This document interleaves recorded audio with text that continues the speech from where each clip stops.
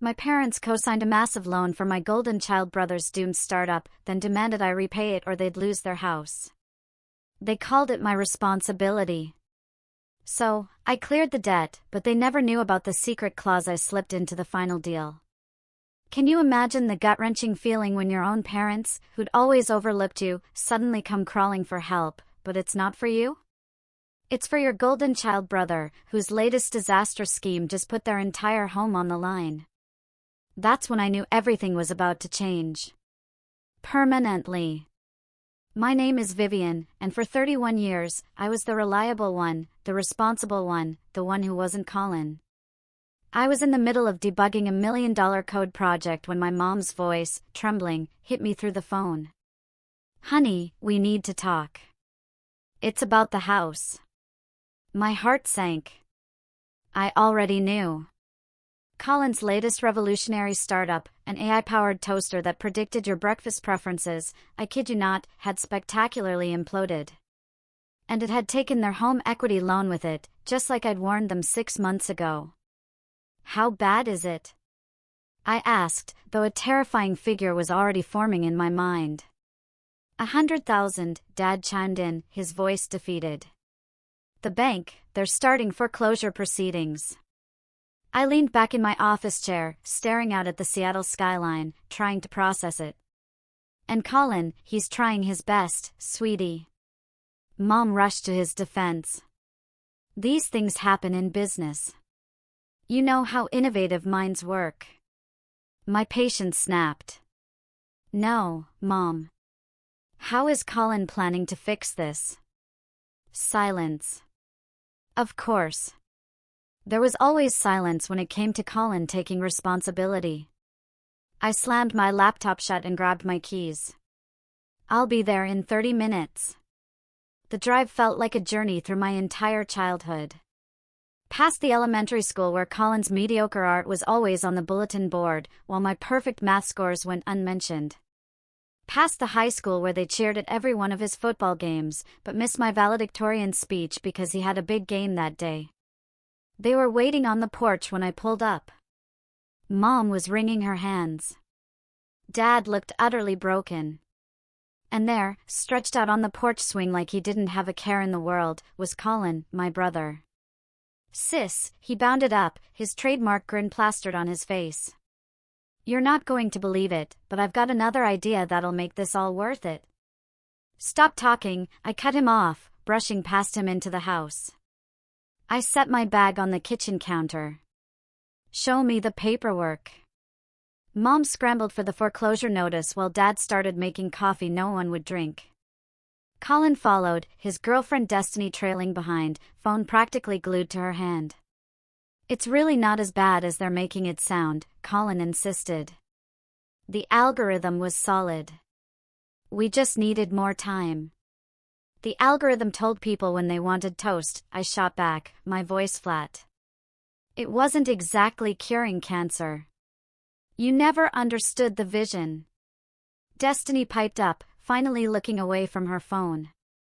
"Colin's ideas are ahead of their time." I bit back a furious response as Mom spread the papers across the counter. The numbers were exactly what I'd expected. Worse, actually, with the late fees. I could cover it, yes. But it would mean liquidating most of my carefully built investments. "We wouldn't ask if we had any other option," Dad said quietly, his eyes on the floor. "We know how hard you've worked for your money." For the first time, in 31 years, they noticed my success. Funny how that worked. "Remember when I wanted to go to MIT?" I asked, scanning the documents. "You said we couldn't afford it. That I should be practical and go to state school." "Vivian, that was different," Mom began. "Was it?" I challenged. "Because you remortgaged your house for Colin's toast robot, but you couldn't help me with tuition?" I looked up at them, holding their gaze. "I paid my own way. Every semester, every book, every meal." "You were always so capable," Mom said, like it was a compliment, like it excused everything. "You didn't need our help." No, I agreed, a cold calm settling over me. I didn't. And you know what? I don't think you need it now either. I stood up, gathering my things. Their faces fell in unison, a chorus of disbelief. Wait!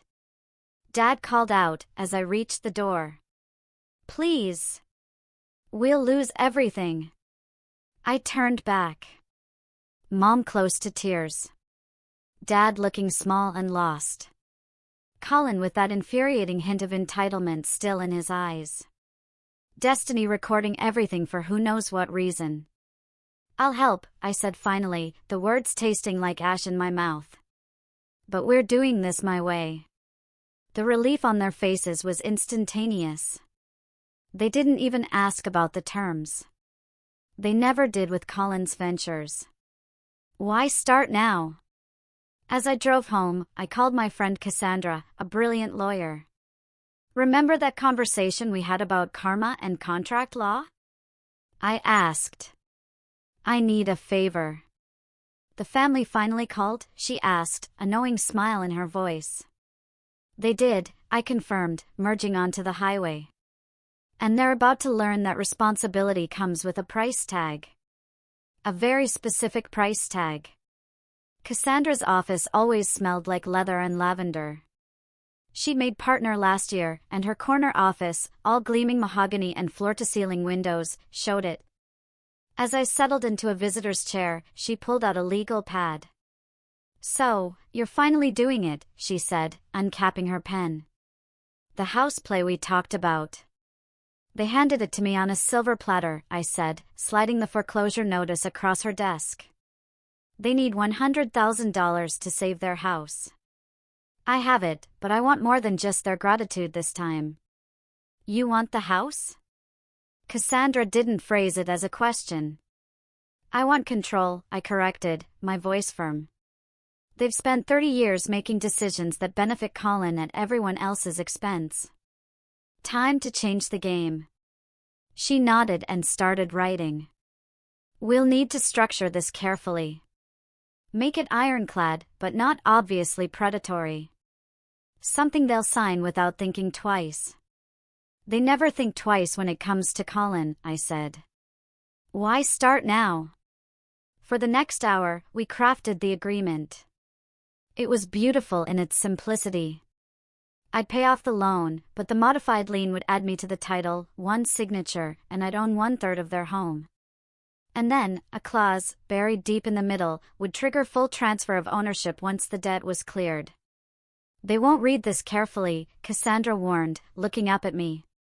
Are you sure you want to go through with it? My phone buzzed. A text from Colin, thanks for helping the parents out, sis. By the way, got another idea to run by you later. This one's guaranteed money. I showed Cassandra the message. She just nodded and kept writing. The next morning, I met my parents at their bank. Mom was in her Sunday best, Dad had actually ironed his shirt. They looked so relieved to see me. Where's Colin? I asked, noticing his absence. Oh, he had an important meeting with some investors, Mom said quickly, almost too quickly. For his new project. Of course he did. I set my briefcase on the loan officer's desk. Shall we begin? The loan officer, a tired-looking woman named Janet, spread out the documents. I've reviewed the modified agreement your lawyer sent over. Everything appears to be in order. I watched my parents' faces as Janet explained the terms.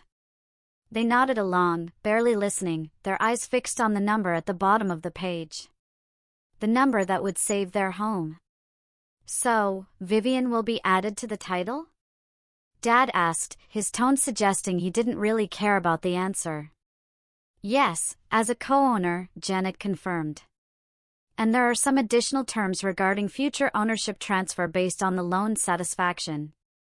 Mom was already reaching for the pen. That's fine. That's all fine. Your family, after all. I almost laughed. Family, right? Just sign here, here, and initial here. Janet pointed to the marked spots. Their signatures were quick, eager. They didn't even skim the pages. Just like they never questioned Colin's business plans or bothered to read those investment prospectuses. I signed last, my hand perfectly steady. With each stroke of the pen, I felt lighter. Congratulations, Janet said, stamping the final page. The transfer will process today. The foreclosure proceedings will be halted immediately. Mom hugged me, tears in her eyes. Thank you, honey. We'll pay you back somehow. I promise. No need, I said, tucking my copy of the documents into my briefcase. Consider it an investment in my future. Dad squeezed my shoulder. We're lucky to have such a responsible daughter. As we walked out of the bank, Mom was already on the phone with Colin, telling him the good news. I heard his voice through the speaker, loud and celebratory. Probably already planning his next venture. Dinner tonight? Mom suggested, hanging up. To celebrate. Colin and Destiny can join us. Sorry, I have plans, I said, checking my watch. Work dinner. You know how it is. They didn't, actually. They'd never really asked about my work, my success, my life. Back in my car, I took a moment to breathe. Then I called Cassandra. It's done.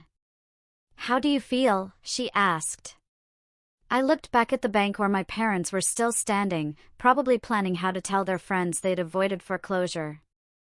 They'd spin it into another story about resilience, about family coming together. They had no idea what was coming. I feel like I just bought the most expensive revenge in history, I said. And it was worth every penny. You wanted me to save the house? I muttered to myself as I started the engine. It's mine now. 6 months passed in a blur of overtime and side projects. Every extra dollar went toward paying down that loan. My parents acted like everything was back to normal. Tonight was another family dinner I couldn't avoid, Mom's birthday. I arrived late, coming straight from a consulting gig. The driveway was already full, including Colin's new Tesla, because apparently bankruptcy was no reason to drive a modest car. There's my responsible girl. Mom called out as I entered. She was wearing a new dress, probably another gift from Colin. He always bought expensive presents with other people's money. The dining room was a snapshot of everything wrong with our family. Mom and Dad beaming at Colin while he gestured dramatically, describing his latest venture. Destiny recording everything for her social media, adding filters to make the modest dining room look more aesthetic. And me, still in my work clothes, carrying a practical gift card I'd actually paid for myself. Vivian, you won't believe what your brother's working on now. Dad said, practically glowing. Tell her, son. Colin leaned back, running a hand through his expertly styled hair.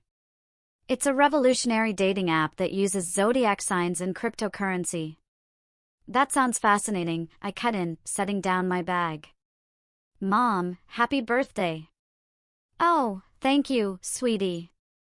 She took the envelope without opening it. But let Colin finish. This could be the next big thing. I caught Destiny smirking behind her phone.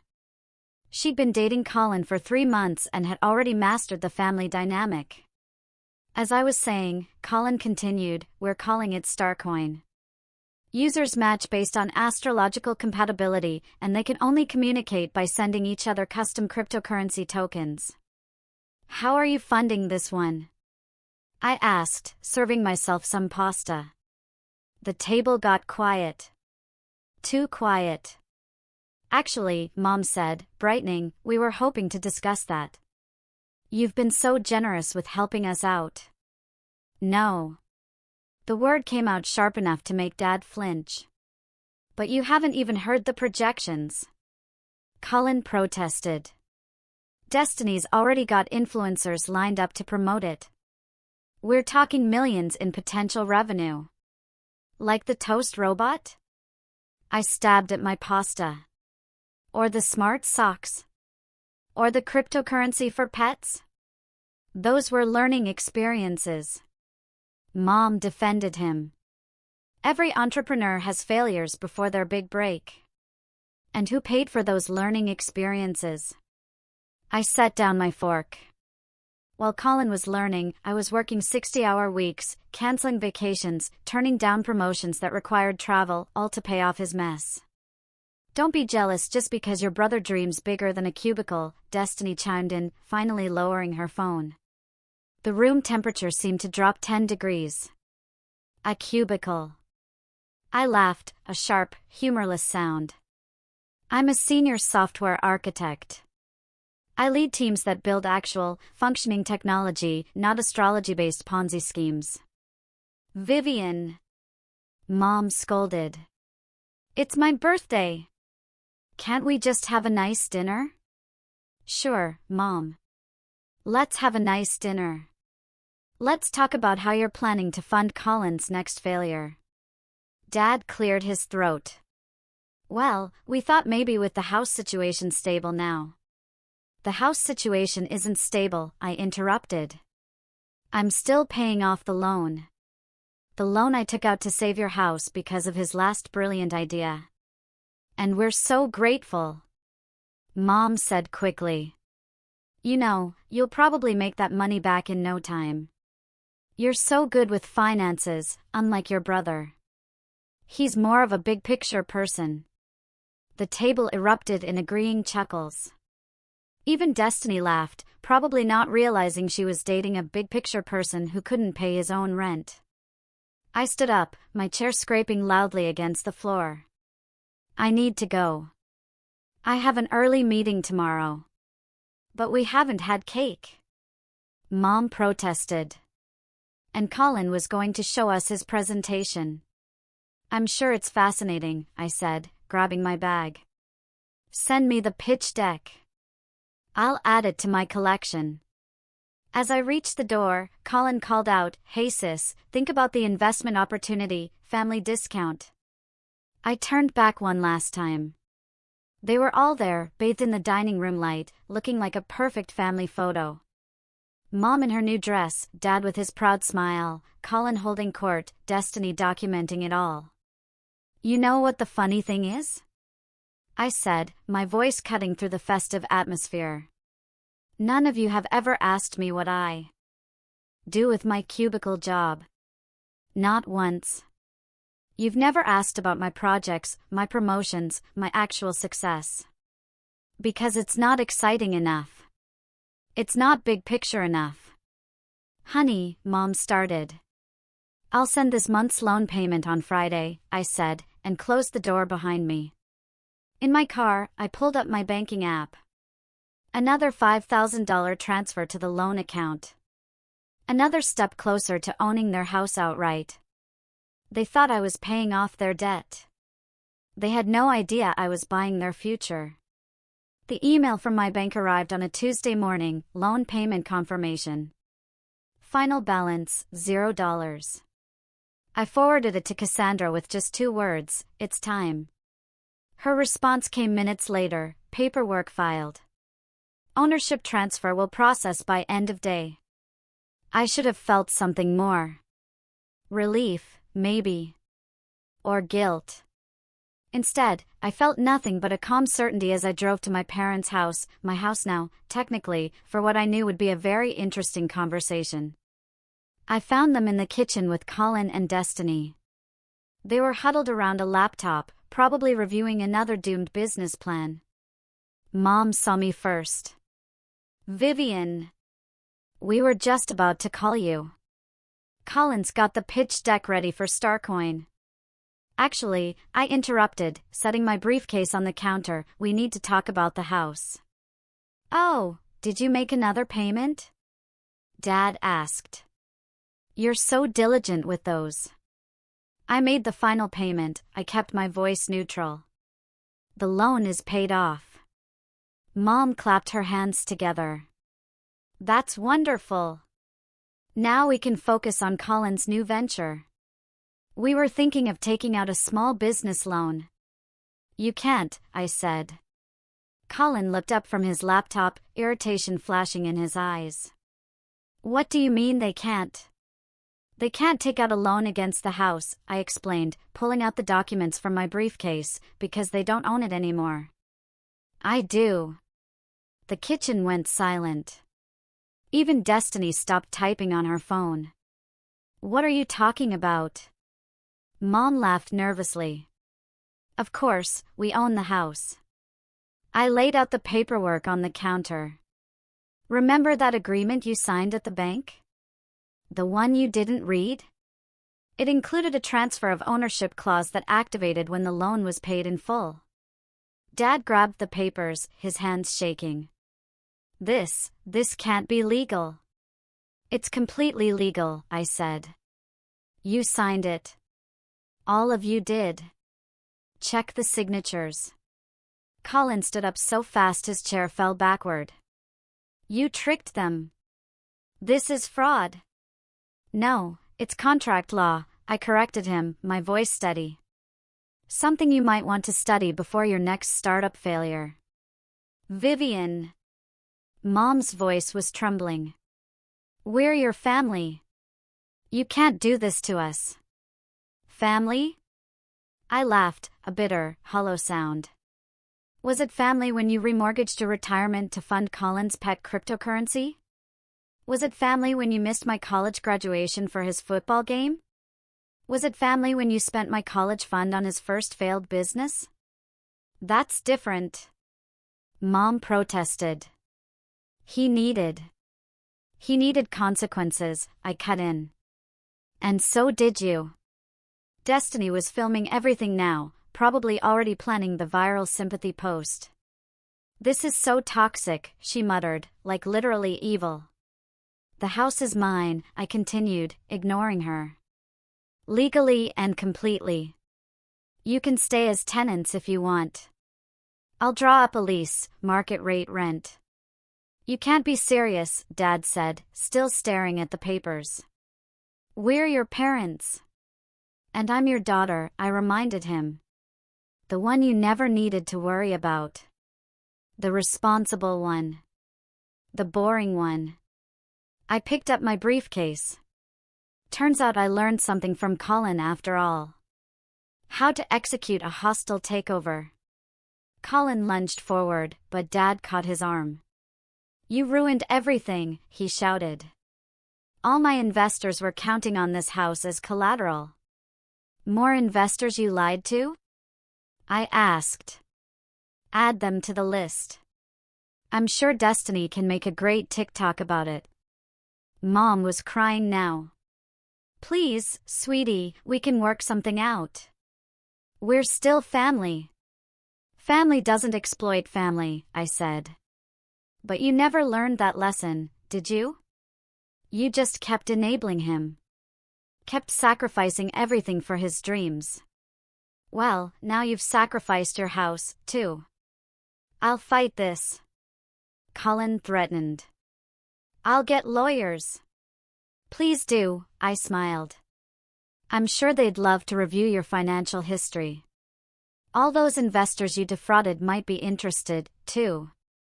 I headed for the door, then turned back one last time. Oh, and Colin? Your Zodiac cryptocurrency idea? It already exists. It failed last year, but you'd know that if you did any actual research. The last thing I saw as I left was Dad sinking into a chair, the papers crumpling in his hands while Mom tried to comfort a raging Colin. Destiny was already typing furiously on her phone, probably crafting the perfect victimhood narrative for her followers. In my car, I called Cassandra. How did it go? She asked. About as expected.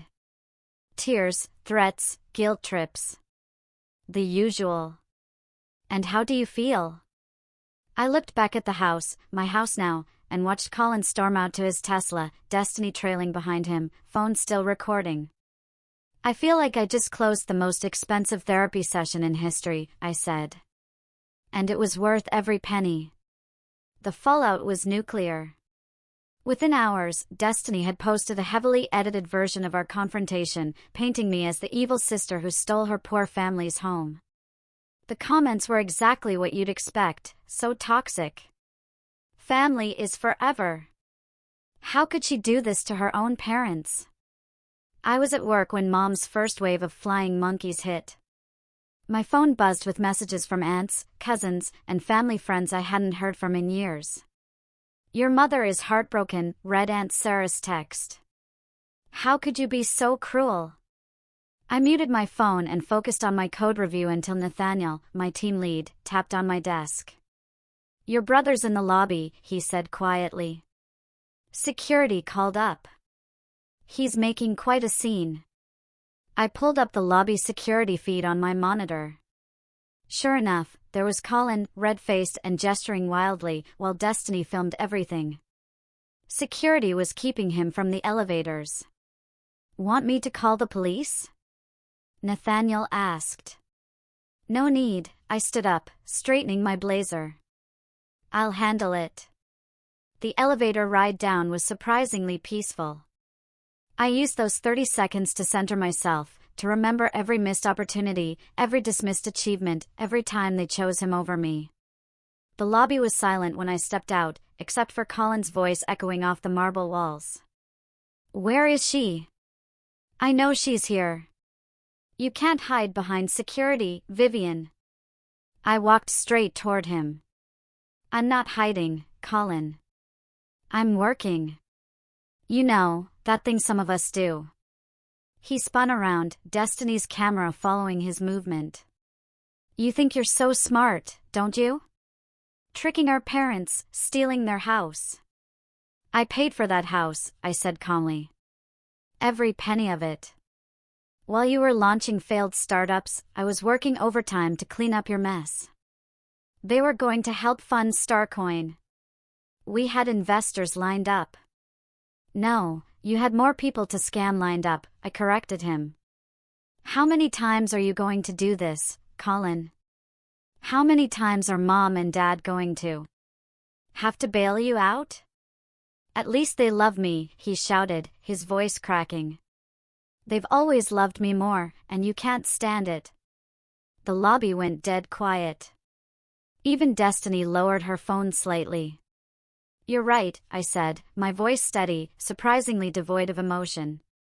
"They do love you more. They always have. But love doesn't pay mortgages, Colin. Love doesn't protect retirement accounts. Love doesn't excuse fraud." "I'm calling the lawyers," he threatened. "They'll prove you tricked them." "Go ahead, call them," I challenged. "Show them your financial records. Explain how you convinced our parents to mortgage their retirement for your failed ventures. Tell them about the investors you misled. I'm sure they'll be fascinated." Security was moving closer, but I held up a hand to stop them. "You're just jealous," he spat. "Jealous that I have vision, that I take risks while you hide in your safe little corporate job." I laughed then. Actually laughed. "My safe little job? I make 7 figures, Colin. I lead development teams across 3 continents. But you wouldn't know that because none of you ever asked. You were too busy celebrating your latest scheme to notice I'd already succeeded." "Liar." But I saw the doubt in his eyes. "Security," I called out. "Please escort my brother out. And if he returns, call the police." "This isn't over," he shouted as they led him toward the door. "Mom and Dad will never forgive you." "They don't have to," I replied. "They just have to pay rent." As the doors closed behind them, I noticed Nathaniel standing nearby. He'd come down at some point during the confrontation. "You okay?" he asked. Surprisingly, yes, I smoothed my blazer. Though I suspect that video will go viral by dinner. "You know," he said, walking me back to the elevators. "I've known you for 3 years. Never knew you had a brother." "That's because I never talked about him," I said. "Just like they never talked about me." The elevator doors opened. Funny how family works sometimes. Back at my desk, I had 17 missed calls from Mom and a text from Dad. Please, let's talk about this. We can work something out as a family. I opened my email instead and began drafting a formal lease agreement. 3 bedrooms, 2 baths, market rate rent for the area. Professional, clean, businesslike. No family discount. My phone buzzed again. This time it was Cassandra. Your brother's girlfriend just posted the lobby video. She said it's trending. Of course it is, I kept typing. Let me guess. I'm the villain. Actually, she said, the comments are turning. People are starting to ask questions about your brother's businesses, about your parents' choices. The truth has a way of coming out. I finished the lease agreement and hit send. They thought I was their fallback plan, I said. They never saw I became their endgame. The video went viral, but not in the way Destiny planned. Someone dug up Colin's business history. All the failed startups, the angry investors, the pattern of family bailouts. Soon the comments shifted from toxic sister to entitled brother and enabling parents. Mom tried damage control at church that Sunday. I heard about it from Aunt Sarah, who'd switched sides after seeing the full story. She told everyone you manipulated them, Aunt Sarah reported over coffee. But then Mrs. Peterson, you remember her, the accountant, asked about Colin's businesses. It got very quiet, very fast. I stirred my latte. Let me guess. Mom left early? Practically ran out, she confirmed. But not before people started asking about all those loans they've taken out over the years. The truth has a way of snowballing once it starts rolling. By Monday, Destiny's followers were digging up promotional posts for Colin's previous ventures. Tuesday brought screenshots from angry investors. By Wednesday, his LinkedIn profile had mysteriously vanished. I was reviewing quarterly reports when Nathaniel stopped by my desk. There's someone here to see you, he said. Says she's from the Chamber of Commerce. In the conference room, I found Margaret Wells, the Chamber's director, waiting with a folder. Miss Newton. She smiled. I've been following your situation with interest. The viral video, you mean? Actually, your career, she corrected. You've built quite a reputation in tech, but somehow stayed under the radar until now. She opened the folder. We're launching an initiative for young women in STEM, mentorship, scholarships, business incubation. We need someone to lead it. Someone who understands both success and adversity. I raised an eyebrow. And my family drama made you think of me? Your handling of it did. You turned a personal crisis into a masterclass in consequences and accountability. That's exactly what we need. Before I could respond, my phone buzzed. A text from Dad, your brother's in trouble. Real trouble. Some investors are threatening legal action. Please, we need your help. I muted the notification and turned back to Margaret. Tell me more about this initiative. We spent an hour discussing plans, possibilities, and funding. By the end, I was more than intrigued. There's just one thing, Margaret said, gathering her papers. We need a physical location, somewhere accessible with enough space for workshops and meetings. I thought about my house, my parents' house, with its large basement and convenient location. I might have something in mind, I said. Later that evening, I was working late when Nathaniel brought me coffee. You missed quite a show in the parking lot, he said. Your brother tried to ambush you again. Security caught him trying to let the air out of your tires. I sighed. Did they call the police this time? Didn't have to, he chuckled. Turns out some of his angry investors were following him. They were very interested in having a chat. My phone lit up with a call from Mom. I let it go to voicemail. Nathaniel said, sitting on the edge of my desk, I grew up with a golden child sister. Nothing I did was ever good enough compared to her dance recital. How did you handle it? I moved across the country and built my own life. But you, he smiled. You stayed and built something stronger than their favoritism. My email pinged, the chamber's official proposal. As I read through it, another text from Mom arrived. People at church are asking questions. How could you do this to our family's reputation? I closed the message and opened my calendar instead, scheduling a meeting with a contractor to discuss renovating the basement. They're not going to. Stop, Nathaniel warned. Family rarely does. No, I agreed. But they'll have to learn new rules, starting with paying rent on time. My phone buzzed again. This time it was Destiny. Of all people, Colin's investors are like super mad. Can you maybe help for family? I showed Nathaniel the message, and we both laughed. You know what the funny part is? I said, turning back to my work. If they just treated me like family to begin with, none of this would have happened. Their loss, he said, standing to leave. But the tech community's gain. Those girls in the STEM program are going to learn from the best. After he left, I finally listened to Mom's voicemail. She was crying, talking about family loyalty and forgiveness and how they'd always supported my little computer jobs. I deleted it and opened the contractor's website. The basement would need new wiring, better lighting, maybe some built-in workstations. A place where young women could build their futures without anyone telling them to dream smaller. My phone lit up one last time.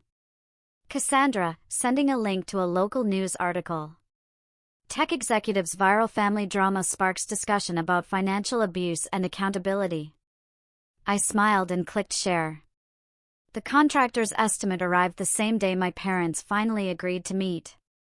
They chose a coffee shop, neutral ground. Mom looked like she hadn't slept in days, and Dad's hands shook as he stirred his untouched coffee. We've been thinking, Mom started, her voice carefully measured. About what you said about enabling Colin. I waited, sipping my Americano. Some of his investors came to the house, Dad continued. They were angry. Very angry. Showed us things we didn't know about. Promises he'd made. I set down my cup. And we realize now that maybe. Mom's composure cracked slightly. Maybe we made some mistakes. Mistakes. I pulled out my tablet, opening the contractor's plans. Let's talk about mistakes. You mortgaged your retirement 6 times for Colin's schemes. You missed my graduation for his football game. You told me MIT was too expensive while buying him a car for networking purposes. We know, Dad said quietly. We know now. But we can fix this. Just give us back the house before it ruins your soul. I turned my tablet around, showing them the renovation plans. See this? I'm converting the basement into a tech education center for young women. The Chamber of Commerce is partnering with us. We'll offer mentorship, scholarships, internships. Mom barely glanced at it. But what about family? What about Colin? What about him? I asked. His investors are threatening legal action. His girlfriend's influencer career is tanking because she helped him promote fraudulent businesses. He made his choices. We were just trying to do what was best for both of you, Mom insisted. You were always so capable, so independent. I had to be. The words came out sharper than intended. You left me no choice. Every time I needed support, you were too busy supporting him. Every achievement, every milestone, it all took second place to Colin's latest scheme. That's not fair, Dad protested weakly. No, it wasn't fair. None of it was fair. But here's what's going to happen now. I pulled out a folder. I'm creating a living trust for the house. It will fund the education center and provide housing assistance for program participants. Mom's face went pale. But what about inheritance? What about Colin's future? Colin's future is whatever he makes of it, I stated, my voice unwavering. Without your money. Without my house. Without any more safety nets. You can't do this. Mom whispered. We're your parents. We always tried to do what was best for Colin, I finished. Always best for Colin. Well, now I'm doing what's best for dozens of young women who deserve a chance, who deserve better than being told they're too capable to need support. Dad reached for the folder, but I pulled it back. It's already done. The trust is established. The contractors start next week. You can stay as tenants if you want, market rate rent, no family discount, but the house will never be yours again. And it will never be Colin's. We could fight this, Mom said, but her voice lacked conviction. We could, I agreed. Like the lawyers currently looking into Colin's business practices. Go ahead. I'm sure they'd love to add parental enablement to their investigation. A notification popped up on my tablet. Cassandra, confirming the trust paperwork was filed. I stood up, gathering my things. You said you were trying to do what was best for us, I said. Now I'm doing what's best for me, and for every other daughter who's been told she's too capable to need help. Please, Mom tried one last time. We're still family. Yes, we are. And families have rules, boundaries, consequences. You taught Colin none of those things, so I'm teaching them to you instead. I left them there. Mom crying silently into her cold coffee. Dad staring at nothing. Outside, I called Nathaniel. How'd it go? He asked. About as expected. They're still more worried about Colin than anything else. Even with the investors breathing down his neck. Even then. I got into my car. But it doesn't matter anymore. The trust is filed. The contractors are scheduled. It's done. You know what you said about teaching them consequences? He paused. You're going to teach those girls something even more valuable. How to stand up for themselves. I started the engine, watching through the coffee shop window as my parents huddled together. Probably already planning how to help Colin out of his latest mess. You said I owed you this family, I muttered, echoing words I'd been holding back for years. Now you owe me everything. With interest. The renovation plan sat on my passenger seat. A blueprint for something better than family obligation. Something built on merit, not manipulation, on earned success, not endless enablement. It was time to build something new. The construction noise from the basement filled the house as I reviewed applications for our first cohort of STEM scholars. 20 bright young women, all brilliant, all overlooked, all reminded me of myself at their age. My phone buzzed. A text from Nathaniel, news about your brother just dropped. Check your email. The headline was exactly what I'd expected, local tech entrepreneur faces federal investigation for investment fraud. Below it, a familiar face smiled from his LinkedIn profile photo, still believing he was untouchable. The doorbell rang. Mom stood there, looking smaller than I remembered. The moving truck comes tomorrow, she said without preamble. We found an apartment across town. I know, I replied. I approved your rental reference. I let her in, watching her take in the changes. The living room was now a reception area with inspirational posters and a sleek sign reading Newton STEM Initiative. Your father, she hesitated. He's not doing well. The stress of everything. You mean the stress of finally facing consequences? She flinched. Colin might go to jail. Yes, I agreed. He might. A young woman in a hard hat appeared from the basement. Miss Newton, we need your input on the workstation layout. I'll be right there. I turned back to Mom. Was there something specific you needed? She pulled out an old photo album. I found this while packing. Thought you might want it. I opened it to find my academic awards, newspaper clippings about my achievements, college acceptance letters, all carefully preserved. You kept these? Of course I did. Her voice cracked. You were my brilliant girl. I thought you didn't need me to say it. You were so capable, so strong. I needed you to show up, I said, closing the album. Not just keep a scrapbook. The construction manager called up again. Miss Newton. Keep it, Mom said, pushing the album toward me.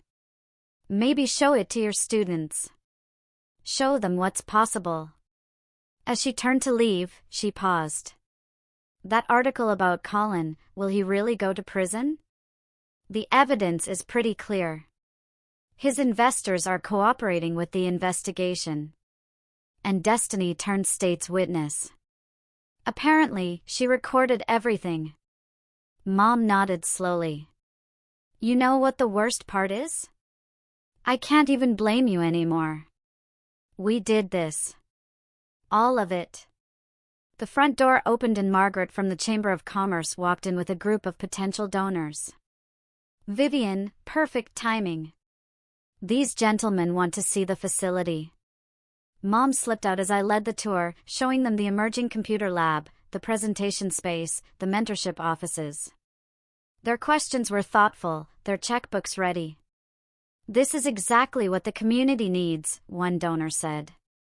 A place where talent isn't overlooked. After they left, Cassandra arrived with a stack of papers. Final paperwork on the trust, she said. Once you sign, it's irrevocable. The house will permanently serve its new purpose. I signed without hesitation. Your parents' apartment? She asked. Signed their lease yesterday. Market rate, no special terms. And Colin, his lawyer called, wanted to know if I'd testify about family dynamics, paint him as a victim of enabling parents. I smiled. I declined. Nathaniel appeared in the doorway. Contractors need you again. Something about the wiring specs. Before heading downstairs, I stopped at the new bulletin board. It was empty now, waiting for our first student's achievements to fill it. Next to it hung a single frame, my MIT acceptance letter, finally displayed after all these years. You know, Nathaniel said, following my gaze. You could have just sold the house, walked away clean.